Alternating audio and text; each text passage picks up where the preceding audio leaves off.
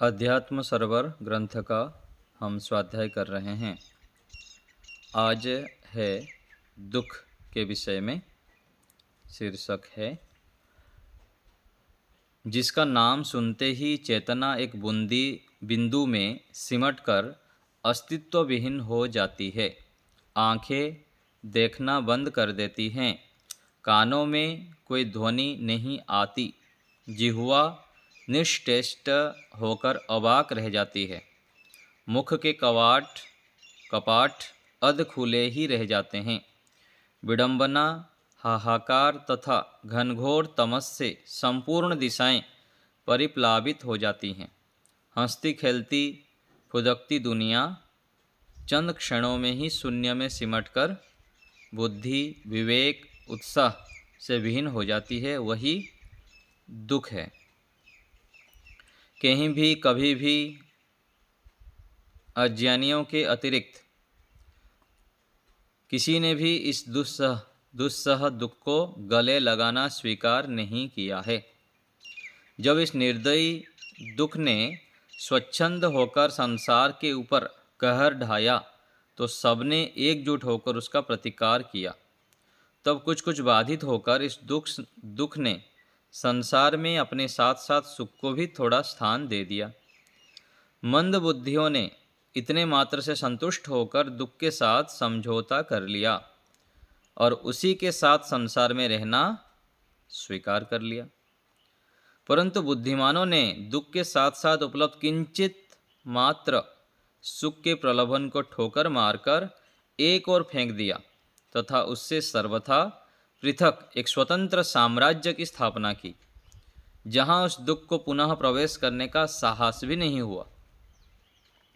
तब से बुद्धिमान अपने उस परम धाम में सर्वथा शांत, निर्भय, स्वतंत्र और आनंदित होकर रहने लगे। प्रायः व्यक्ति बाल्यकाल में अथवा न्यून ज्ञान, न्यून अनुभव आदि रहने पर अध्ययन, सेवा, परोपकार, साधना आदि कार्यों में संलग्न रहता हुआ जब सांसारिक ऐश्वर्यों के अभाव में जीवन व्यतीत कर रहा होता है, तब उसे लगता है कि वस्तुतः ऐश्वर्ययुक्त संसार में सब सुखी ही सुखी हैं, मैं ही केवल दुखी हूँ। तो ऐसे लगता है अधिकांश लोगों को कि मैं ही दुखी हूँ, बाकी सब लोग संसार में सुखी हैं। जिसके पास धन, भवन, यान, परिवार, सेवक आदि पुष्कल रूप से विद्यमान हैं, उनके पास भला क्या दुख होगा। यहाँ मैं उनसे उत्तम स्थिति, जैसा कि शास्त्रों में कही गई है, उसमें वर्तमान यज्ञ, दान, परोपकार युक्त, छल कपट, अन्याय आदि से रहित, आदर्शों के पीछे चलने वाला, मर्यादाओं में अवस्थित त्याग तपोमय जीवन व्यतीत कर रहा हूँ, तब भी दुखी हूँ मैं। सब कुछ होते हुए विपरीत परिणाम क्यों आ रहे हैं? वस्तुतः यज्ञ, तप आदि कथन मात्र है, कहने सुनने की बातें हैं। भला समय के पीछे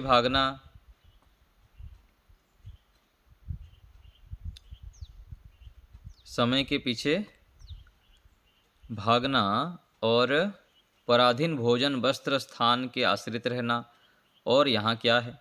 ऐश्वर्यवान तो ठाठ से रहते हैं, मेवा मिष्ठान खाते हैं, हरित पुष्पित फल भवन प्रांगण युक्त होते हैं, सारे भोगों को यथेष्ट भोगते हैं, चाहे जो खाओ, चाहे जो पियो, चाहे जब सो, चाहे जब उठो, कोई पूछने वाला ही नहीं है।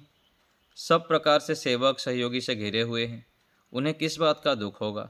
चलो वही करते हैं, वही चलते हैं, उन्हीं में रहना, वैसा ही करना सुखदायक है। तो आध्यात्मिक साधक अथवा गुरुकुल में पढ़ने वाले ब्रह्मचारी हैं, आश्रम में जो तपस्या करते हैं, गुफाओं में, उन लोग ऐसे सोचने लग जाते हैं। कई बार कुछ व्यक्ति ऐसे होते हैं कि ऐसे सोचते हैं कि संसार के लोग तो बढ़िया खाना पीना मौज मस्ती कर रहे हैं, मैं इतना स्वाध्याय कर रहा हूँ, ध्यान कर रहा हूँ, तप कर रहा हूँ, फिर भी मैं दुखी हूँ। लोग तो बहुत सुखपूर्वक जी रहे हैं। तो ऐसे भ्रांत कल्पनाएं करने लग जाते हैं। और ऊपर आया था कि लोग, जो अज्ञानी लोग हैं, उन लोग दुख को स्वीकार करते हैं, और बुद्धिमान व्यक्ति क्या करते हैं? बुद्धिमान व्यक्ति दुख को पास में भटकने भी नहीं देते हैं, पहले से ही सतर्क हो जाते हैं और ऐसे कर्म करते हैं कि दुख जीवन में आए ही ना। आज हमारे पास जितने भी दुख, कष्ट, बाधाएं हैं, वो सब बीज हम पहले ही बोए हुए हैं और अभी भी बो रहे हैं, हमको पता ही नहीं है। आध्यात्मिक व्यक्ति जो होते हैं वह हर समय सावधान, सतर्क रहते हैं, मन के एक एक विचारों को देखते हैं। जैसे कहीं पर बड़े अधिकारी आने होते हैं, प्रधानमंत्री, मुख्यमंत्री, अथवा रेलवे स्टेशन में हम जाते हैं, एयरपोर्ट में जाते हैं, तो अच्छे से स्कैनिंग करके अंदर बैठते हैं, स्कैन करके पूरा, कि कोई बम ना ले ले अथवा कोई आतंकवादी ना चले जाएं। बहुत अच्छी प्रकार से परीक्षण किया जाता है, कोई वस्तु ऐसे ना चला जाए। आध्यात्मिक व्यक्ति को भी ऐसे बहुत सावधान रहना पड़ता है, मन के एक एक विचारों को उसे देखना पड़ता है, किस समय मेरे अंदर सत्वगुण उभरता है, किस समय रजोगुण, किस समय तमोगुण, किस समय मैं लोभ से युक्त हो जाता हूँ, किस समय मैं द्वेष से युक्त हो जाता हूँ, कब कब मेरे अंदर आलस्य प्रमाद आता है। इन सबको सूक्ष्मता से वह देखने वाला होता है आध्यात्मिक व्यक्ति, और जागरूक होता है कि कोई शत्रु ना घुस जाए। नहीं तो ये जो इंद्रियां हैं इतने अद्भुत हैं, यदि उसका सहयोग, उपयोग ठीक ठीक हम ना लें तो तुरंत कभी भी हमको परास्त कर देगा और लोहलोहान कर देता है और बहुत अधिक हानि पहुंचा देता है अर्थात हम ही पहुंचाते हैं। उन इंद्रियों से, मन, बुद्धि आदि से हम गलत प्रयोग कर लेते हैं, उनका प्रयोग हमको आता ही नहीं है। इसलिए हम राग, द्वेष, काम, क्रोध आदि आदि विषय में फंस जाते हैं। कितना खाना है, कब खाना है, कैसे खाना है, हमको पता ही नहीं है। हमको चाहिए 500 ग्राम, हम खा लेते हैं 1.5 किलो, और उसके कारण फिर पेट भारी हो जाता है, शरीर भी भारी भारी रहता है, मन भी ठीक काम नहीं करता, रजोगुण तमोगुण बढ़ जाता है, और ना साधना, ना ध्यान, ना स्वाध्याय कुछ हो पाता है। चाहिए हमको आधा किलो, 1.5 किलो खा लेंगे, फिर 1 किलो जो एक्स्ट्रा खाए उसको पचाने के लिए फिर व्यक्ति सोएगा 1.5 घंटा 2 घंटा। ऐसे ही रात को भी एक आयु के हिसाब से कम नींद से भी हो जाता है, लेकिन व्यक्ति फिर भर भर के खाएगा, इंद्रियों को भोगेगा, संयम नहीं रहेगा, फिर 8-8 घंटा तक सोता रहेगा। ऐसे व्यक्ति कैसे आध्यात्मिक विशेष प्रगति कर सकता है अथवा विशेष आध्यात्मिक चिंतन करते हुए मोक्ष के मार्ग के पथिक होकर अपना कल्याण कर सकता है? तो व्यक्ति यथार्थता से बहुत दूर होकर जीता है, अपने आप को जागरूक नहीं बना पाता है, जगा नहीं पाता है, तपस्वी नहीं बना पाता, हर समय पदे पदे पर सुख साधनों से युक्त होकर साधनों के गुलाम बन जाता है, और सावधान ना रहने के कारण फिर अनावश्यक बातें करता रहता है। जब देखो तब इधर के उधर की बातें, इधर उधर के अनावश्यक कार्य करते रहते हैं। तो व्यक्ति जब जागरूक होता है, जागता है, विशेष तपस्या करता है, घंटों घंटों जप करता है, ईश्वर का चिंतन करता है, विशेष महापुरुषों का सत्संग करता है, तो व्यक्ति फिर जाग जाता है। एक एक मिनट को जागरूकता से जीता है, उसका व्यस्त रहता है। किसी के साथ मिल गए, कोई मिला, तो वहाँ पर हम मान लीजिए आधा घंटा अनावश्यक गप किए, बातें किए, उस आधा घंटे को यदि हम ईश्वर के चिंतन में लगाते अथवा 200 बार 500 बार गायत्री मंत्र जप कर लेते, तो कितना हमारी आध्यात्मिक संपत्ति इकट्ठा हो जाती, कितने सारे नया ज्ञान विज्ञान, अथवा कहेंगे कि यदि कहीं पर सत्संग करते तो कुछ लाभ हो जाता। तो हम सावधान सतर्क ना रहने से हम अपने आप ही जंजीरों से बंध जाते हैं, फिर ऐसे ऐसे बीज गाड़ते रहते हैं, और वो बीज आगे चलकर फिर वृक्ष बन के फिर फल देने लग जाता है दुखदाई। और ऐसे ही दूसरे तरफ जो जागरूक होता है, स्वाध्याय करता है, सत्संग करता है, एकांत में रहता है, मौन रहता है, अधिक से अधिक जप करता है, कम भोजन करता है, सात्विक भोजन करता है, वो व्यक्ति फिर सुखदायी वृक्ष बोता है, बीज गाड़ता है, तो आगे चलकर निरंतर अभी भी सुख मिलता है, शांति, प्रसन्नता, ऐश्वर्य आदि प्राप्त होता है, और आगे भी उसको प्राप्त होते हैं। तो आध्यात्मिक व्यक्ति को अपने मन को पढ़ना चाहिए, आत्मनिरीक्षण करना चाहिए, मेरे मन में क्या क्या विचार आया, कब मैं काम क्रोध आदि से युक्त हो रहा हूँ और कब मैं श्रेष्ठ गुणों से युक्त हो रहा हूँ। क्लिष्ट और अक्लिष्ट वृत्ति कहा गया ना योग दर्शन में। क्लिष्ट वृत्ति अर्थात दुखदायी और अक्लिष्ट वृत्ति सुखदायी। तो ये मन इंद्रियां आदि जो परमात्मा ने दिए हैं, विशेष चमत्कारी दिए हैं, इससे हम जो अपने प्रयोजन को सिद्ध करने के लिए दिए हैं, महान ऐश्वर्य आदि से युक्त होने के लिए, परमात्मा के विशेष आनंद को प्राप्त करने के लिए कहा गया ना, यस्य छायामृतम यस्य मृत्यु। एक एक सेकंड को संवारना पड़ता है, एक एक मिनट को संवारना पड़ता है। जितना इतना हम यस्य छाया अर्थात परमात्मा की छाया से रहित होंगे, ईश्वर के स्मरण से वंचित होंगे, दूर होंगे, उतना हम मृत्यु दुखदायी कर्मों को करेंगे, अनावश्यक कर्मों को करेंगे, हानिकारक कर्मों को करेंगे, फिर दुखी होंगे, परेशान होंगे, हताश निराश होंगे, रोगी होंगे, भयभीत होंगे, अशांत रहेंगे। तो परमात्मा के सानिध्य निरंतर चाहिए। एक एक मिनट, घंटों घंटों हमको लगाना पड़ेगा जागने के लिए, महानता को प्राप्त करने के लिए, महानता के शिखर को चढ़ने के लिए। और ये ऐसे नहीं मिल जाएगा, ये आध्यात्मिक उपलब्धियाँ जो हम चाहते हैं। ये केवल ऐसे ही सांसारिक भोगों को भोगते रहें और थोड़ा बहुत सत्संग कर लिए, थोड़ा बहुत यज्ञ संध्या कर लिए, इससे हम सोचते हैं कि ये क्लेशों दग्धबीज हो जाएंगे, मोक्ष प्राप्त हो जाएगा। बिल्कुल नहीं, कई जन्म फिर लग जाएंगे। थोड़ा बहुत संस्कार तो बना लेंगे, लेकिन विशेष उपलब्धि, जल्दी जल्दी मोक्ष की ओर बढ़ना, ये नहीं हो पाएगा। तो इसलिए महान पुरुषार्थ की आवश्यकता है, बहुत सावधान होकर चलना है। यदि हम सावधान होकर चलेंगे, अपने आप को जगाएंगे, आध्यात्मिक ऐश्वर्य से युक्त होंगे, तो केवल अपनी ही उन्नति नहीं होगी, साथ साथ हम विश्व कल्याण का भी कार्य कर रहे हैं। हमारे पास जितना आध्यात्मिक उपलब्धि होंगे, ऐश्वर्य होंगे, उतना हम दूसरे पर बांट सकते हैं, फैला सकते हैं, संसार के लिए उपयोगी बन सकते हैं। तो इस प्रकार सोचते हुए हमको दुख से बचना है। आगे देखिए, यथार्थता को समझने वाला विवेकी व्यक्ति तो इस सांसारिक चकाचौंध से भ्रांत नहीं होता,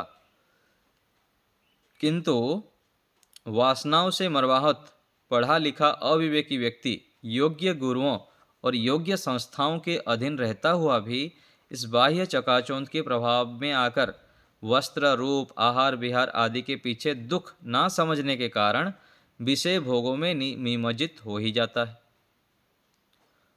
तो यहाँ क्या कहा गया, जो यथार्थता को नहीं समझते हैं, ऐसे व्यक्ति क्या करते हैं, सांसारिक चकाचौंध के भ्रांत में फंस जाते हैं, वासनाओं में घिर जाते हैं और अच्छे योग्य गुरु, अच्छे संस्था होते हुए भी, उनके सानिध्य में रहते हुए भी उनसे लाभ नहीं ले पाते हैं, पतन की ओर बढ़ जाते हैं। मिथ्या ज्ञान के कारण वह व्यक्ति समझ नहीं पाता है कि इन सांसारिक ऐश्वर्यों से परिप्लावित व्यक्ति भी अंदर ही अंदर दुखी रहते हैं। परिप्लावित अर्थात युक्त, उसमें जो व्यक्ति हैं ऐश्वर्य से युक्त हैं, जुड़े हुए हैं, ऐसे व्यक्ति बाहर से तो दिख रहे हैं, बढ़िया बढ़िया गाड़ी, मकान, घर, संबंध, परिवार, हंसना खेलना, लेकिन अंदर कितना दुखी हैं वो हमको कहाँ पता है। जाओ, बैठिए, उनके साथ मित्रता करिए, फिर पता लगेगा हमारे से हजारों गुना अधिक उनके पास दुख है। सर्वसामान्य के सामने वे भले ही अपनी यथार्थता को आच्छादित रखते हैं, किंतु अवसर आने पर उनकी वेदना ग्रंथियां पके घाव की तरह फूट पड़ती है। मूढ़ व्यक्ति के अभाव में लौकिक व्यक्तियों की स्थिति की उच्च स्तरीय ज्ञानी, विवेकी, धार्मिक लोगों की स्थिति से ठीक तुलना करने में असमर्थता रहता है। जो मूढ़ व्यक्ति होता है वो योग्यता के अभाव में वो आकलन नहीं कर पाता है, फलतः उसे लौकिक व्यक्ति की स्थिति सुखद, आकर्षक लगती है। ये तो बहुत बढ़िया मौज मस्ती कर रहे हैं, बढ़िया गाड़ी लेके घूम रहे हैं, कपड़ा चमकीला पहन रहे हैं, और वह भी उसी दुख के मैदान में उनके साथ दौड़ना प्रारंभ कर देता है। खाना पीना, मौज मस्ती करना, घूमना फिरना, सांसारिक भोगों को भोगना वो शुरू कर देता है। बुद्धिमान आध्यात्मिक व्यक्ति को दुख की इस भयावह दुरावस्था से छूट जाने के लिए इसके छिद्रों का परिज्ञान करना चाहिए, ताकि दुखमय संसार से सरलतापूर्वक निकलकर शीघ्र उस दिव्य इस धाम पर पहुंचा जा सके। तो इन छिद्रों को जानना चाहिए। जो व्यक्ति संसार में हैं उनके पास कितना सुख है, कितना दुख है, कितना भयंकर दुखित रहते हैं, पीड़ित रहते हैं, क्लेशों से युक्त रहते हैं, इन सबको अच्छे से जानना चाहिए। तब जाके व्यक्ति परमात्मा को पकड़ेगा, धर्म की मार्ग पर चलेगा, सत्य आचरण करेगा, मेहनती होगा, राग द्वेष आदि से अनावश्यक समय बर्बाद नहीं करेगा इधर उधर की बातों में, इधर उधर के ताका झाकी में। व्यक्ति फिर पूरा सावधान होकर चलता है। शास्त्रों में भिन्न भिन्न प्रकार से इस दुख का विवेचन किया गया है। योग दर्शन के व्यास भाष्य में 3 प्रकार के दुख बतलाए हैं: आध्यात्मिक, आधि भौतिक तथा आधि दैविक। आध्यात्मिक दुख यह वह दुख है जिसमें व्यक्ति स्वयं कारण होता है। व्यक्ति स्वयं कारण होता है। विद्या, राग द्वेष, मूर्खता आदि के कारण मन में क्लेशित होता रहता है। इसी प्रकार ज्वर आदि रोग से शारीरिक कष्ट होना तथा अनुचित आहार विहार, न्यून अधिक निद्रा आदि से जो कष्ट होते हैं, वे सब आध्यात्मिक दुख कहलाते हैं। तो देखिए, अपने ऊपर हम घटा सकते हैं। अविद्या के कारण, राग द्वेष के कारण, मूर्खता आदि के कारण हम कितने दुखी रहते हैं, हताश निराश रहते हैं। गलत खान पान के कारण, मात्रा से अधिक खा लेने के कारण, ऋतु अनुकूल ना खाने के कारण,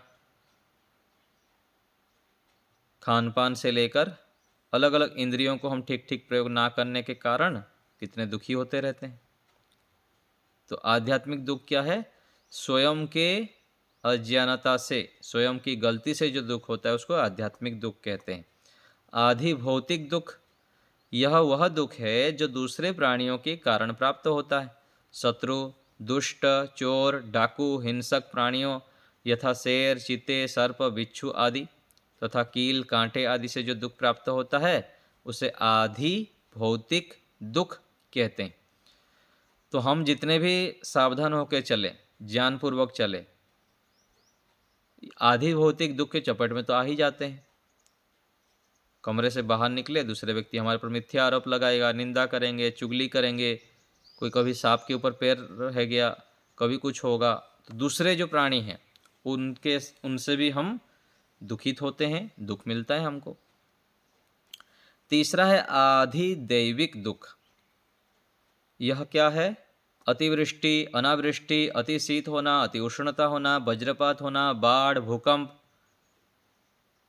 जो प्राकृतिक विपदाओं के कारण होता है, इनसे दुख मिलता है। इसमें कोई व्यक्ति या प्राणी सामान्य रूप से कारण नहीं होते हैं। बाह्य प्रभाव के कारण मन इंद्रियों की अशांति भी आधि दैविक दुख के अंतर्गत मानी गई है। तो कई बार वातावरण के कारण, परिवेश के कारण भी हमारे मन इंद्रियों के ऊपर रजोगुण तमोगुण के प्रभाव हो जाते हैं। इससे भी मन में चंचलता आदि हो जाता है।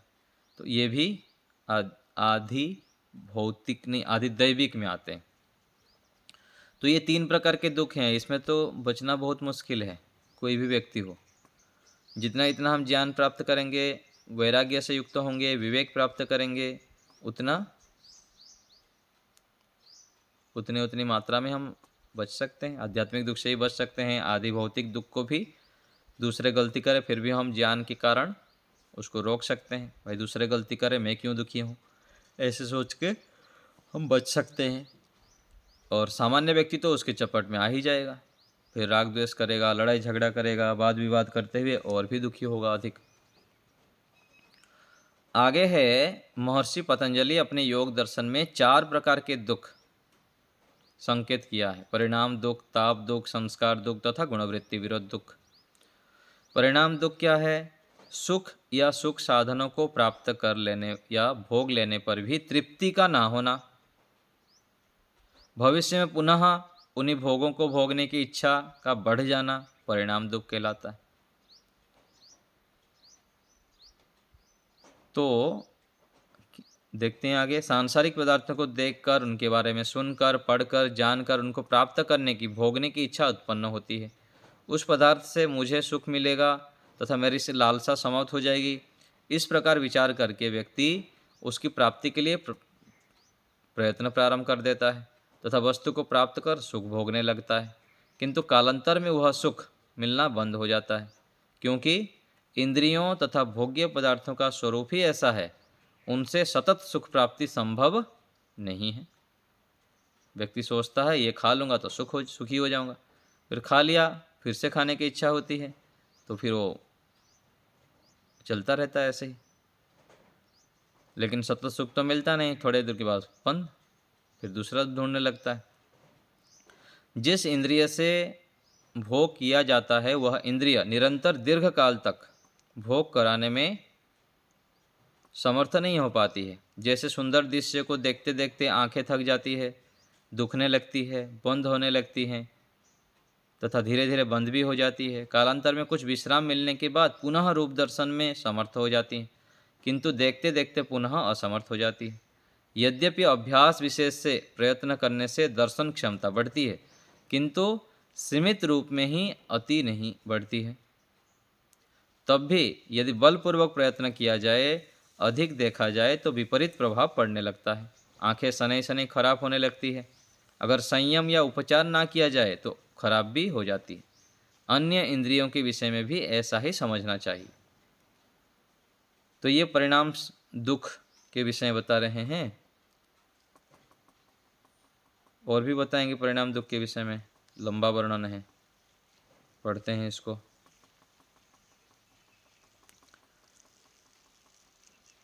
दूसरी स्थिति है भोग्य वस्तु की सुख देने की क्षमता सीमित होना। मनुष्य अधिक अधिक भोग के लिए विभिन्न प्रकार के साधनों को इकट्ठा करता है, क्योंकि एक ही या एक प्रकार की ही वस्तु का सतत भोग करने से वह उब जाता है। एक सी सब्जी, एक ही दाल, एक ही मिठाई या खीर, हलवा, मलाई आदि एक ही रूप में उसे दीर्घकाल तक आनंद दे नहीं पाते हैं। इस प्रकार कालांतर में वही वस्तु सुखद नहीं रह जाती है। यद्यपि वह उपलब्धि ना होने के कारण उसी का उपभोग करता रहता है, किंतु विवश और उदासीन होकर करता है,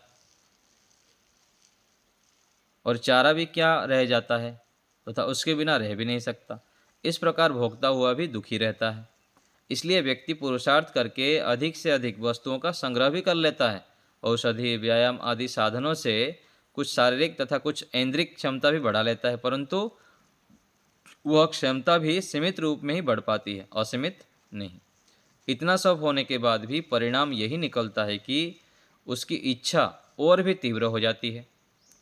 भोग इच्छा इतनी तीव्र हो जाती है कि पूर्ण शक्ति से उपार्जित भोग शक्ति या साधन दोनों ही अपर्याप्त रह जाते हैं तथा भयंकर पश्चाताप, विवशता, क्षीणता आदि दोष प्रबल रूप से बढ़ जाते हैं। व्यक्ति दुखी का दुखी रह जाता है। यह बात वैसा ही है जैसे कि कोई किसी को खुजली हो गई और वह उसे शांत करने के लिए खुजला लेता है। थोड़ी तृप्त हो जाती है, परंतु पुनः वही स्थिति आ जाती है। बल्कि खुजलाते खुजलाते वहाँ भयंकर फोड़े आदि भी बन जाते हैं। यह परिणाम दुख का अधिक उदाहरण है। तो परिणाम दुख ऐसा है। इसी बात को व्यास भाष्य में लिखा गया है। स खलु अयम वृश्चिक भीत। क्या लिखा है इसमें? विषय सुखों के पीछे भोगने वाला व्यक्ति महान दुख को प्राप्त होता है। जैसे कि कोई बिच्छू के डर से भागा हुआ सांप द्वारा डस लिया गया है। आपको पहले मैं बताया था इसके विषय में। अर्थात विषय को एक बार भोग लेने पर तृप्ति नहीं हुई तो आगे भी उसे भोगना चाहता है। पुनः तृप्ति होती है, पुनः भोग, यही क्रम चलता रहता है। देखिए, हम सबका अनुभव है। सांसारिक कितने सारे भोग हम खा चुके हैं, भोग चुके हैं, देख चुके हैं। कितने क्विंटल, कितने टन खा चुके हैं, कितने बोरी मिठाई, हलवा, लड्डू, सब्जी, सब खाने के बाद ही फिर से नया नया खाने की इच्छा हो रही है। नया नया आइटम बनाते हैं रोज़ दिवाली को और विशेष पर्व के अवसर पर, और ऐसे ही खाते पीते रहते हैं, सुख लेते रहते हैं। फिर से तृष्णा, फिर से दुख, उसमें ये चलता ही रहता है। फलतः तृष्णा और भी भयंकर रूप धारण कर लेती है। अगर आगे भोग ना भोग कर वहीं रुक जाए, संयम कर ले, तो वह प्रक्रिया अवरुद्ध हो जाएगी। अर्थात भोग अतृप्ति का क्रम बंद हो जाएगा। परंतु थोड़ा संयम करने पर संयम काल में जो दुख अधीरता होती है उसे सहन ना करके घबरा कर पुनः भोग कर लेता है। वो रुक नहीं पाता, भोग के साधनों को बढ़ाता जाता है तथा बदलता जाता है। नया नया आइटम बनाते रहते हैं, नया नया चीज़ देखते रहते हैं, सुनते रहते हैं। अंततः यह दुर्दशा होती है कि भोगी स्वयं क्षीण हो जाता है या योग्य पदार्थ भी क्षीण हो जाते हैं, जिसे अत्यधिक विवशता, पश्चाताप आदि भयंकर दुखों से घिर जाता है। व्यक्ति स्वयं नष्ट हो जाता है या भोगों से वंचित हो जाता है। यही संयमकालीन दुख बिच्छू का विष है तथा भोग उपरांत तृष्णा वृद्धि हो जाना सर्प का विष है। भोग लिए फिर बाद में फिर से और भी भोगने की इच्छा होती है, ये सर्प का विष है। फिर उसमें डसा जाता है, व्यक्ति जराजीर्ण हो जाता है। इस परिणाम दुख के सागर में डूबकर व्यक्ति परम आनंद से वंचित हो जाता है। तो जो आत्मा, परमात्मा, समाधि, जितेंद्रियता आदि आदि सब आध्यात्मिक उपलब्धि है, उनसे हम वंचित क्यों रहते हैं? इस परिणाम दुख में ग्रसित होने के कारण। तो अपना परीक्षण करें हम, कहाँ कहाँ इन सब से हम डूबे हुए हैं, कहाँ कहाँ फंस जाते हैं, उतना फिर सावधान रहना है। जैसे आपको संकेत किया ना कि मन को पढ़ना है, ये मन रूपी जो यंत्र है उसको सावधानी से हम प्रयोग नहीं करेंगे, उपयोग नहीं लेंगे, तो इससे फिर ग्रसित हो जाएंगे। तो मन का ज्ञान बहुत आवश्यक है। जैसे हम अलग अलग साधनों का प्रयोग करते हैं संसार में, गाड़ी है, मोबाइल है, घर है, वॉशिंग मशीन है, प्रत्येक वस्तु का ज्ञान हमको आवश्यक होता है। जितना हम इसको अच्छे से जान लेते हैं, कैसे प्रयोग करना है, उससे उपयोग ठीक ठीक ले लेते हैं। ऐसे ही जो हमारे इंद्रियां हैं, शब्द, स्पर्श, रूप, रस, गंध इंद्रियां, इनको कैसे प्रयोग करना है ये भी हमको आना चाहिए।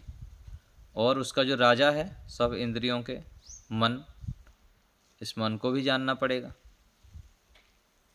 मन से मैं क्या क्या संकल्प करता हूँ, दिन में कितना 30,000 से अधिक बार हम नया नया निर्णय लेते हैं। हर 2 सेकंड में एक निर्णय लेते हैं, कितने सारे विचार लाते रहते हैं। उसमें फिर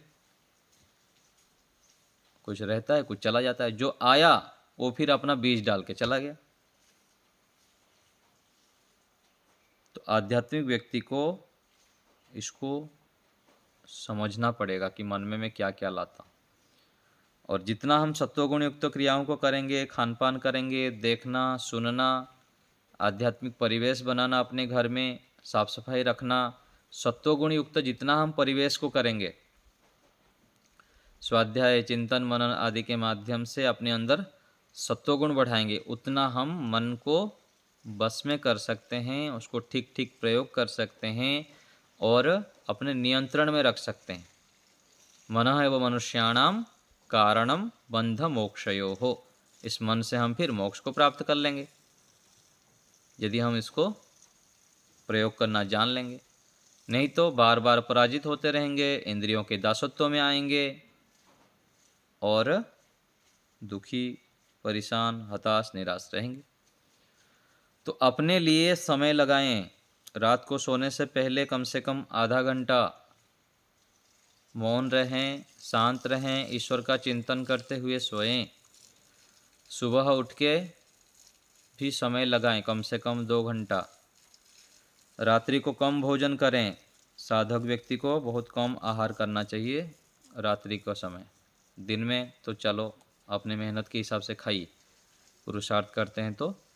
सुबह नाश्ता करते समय ध्यान दें कि दोपहर को भोजन करते समय भूख लग जाए। दोपहर को भोजन करते समय ध्यान रखें कि शाम को भोजन भी करना है, भूख लग जाए। भोजन का बहुत प्रभाव पड़ता है हमारे शरीर के ऊपर। विशेष करके हमको भोजन का ज्ञान नहीं हो पाता है, जो देखा जाता है आध्यात्मिक मार्ग पर। तो इनको ध्यान रखना होगा। तो ईश्वर से प्रार्थना करते हुए हम इन दुख के स्वरूप के विषय में जानें, संसार में कितना भयंकर दुख है। और दूसरे तरफ सुख भी है, सुख से उपयोग लेना है। सब व्यक्ति के अंदर गुण है, हमको गुणों को देखना है। गुण दृष्टि बनाएंगे तो हमारे अंदर गुण आएंगे। और जो दोष है संसार में, व्यक्तियों में जो दोष है, उसको केवल सामान्य रूप से देखना है कि वो दोष हमारे अंदर ना आ जाए, बस इतने देखना है। तो इस रूप में हमको चलना है। आगे अगली कक्षा में चर्चा करेंगे। आप लोग को कुछ पूछना हो तो बताइए। जी यशपाल जी बोलिए।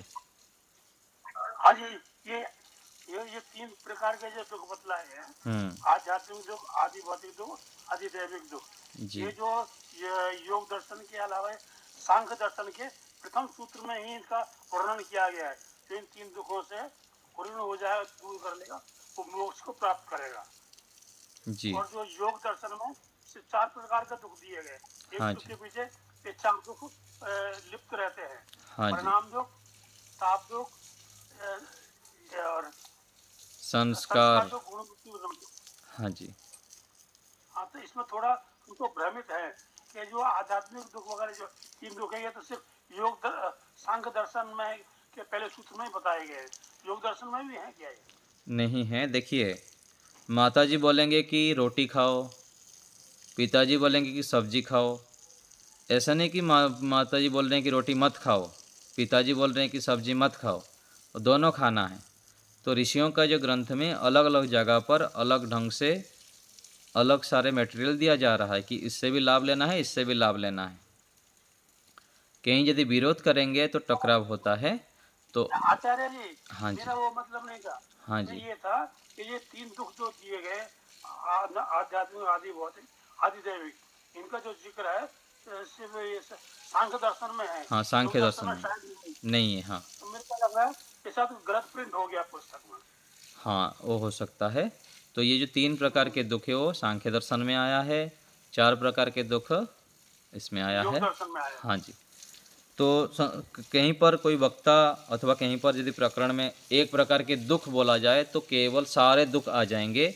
दो प्रकार के दुख कहेंगे तो शारीरिक दुख और मानसिक दुख आ जाएंगे।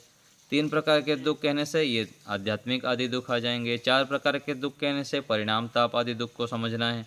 पांच प्रकार के दुख कहने से पांच क्लेश को समझना है। जी जी। तो ऐसे हमको समझना है। ठीक है, और कोई बात? हाँ। चलिए, तो यहीं विराम देते हैं आज।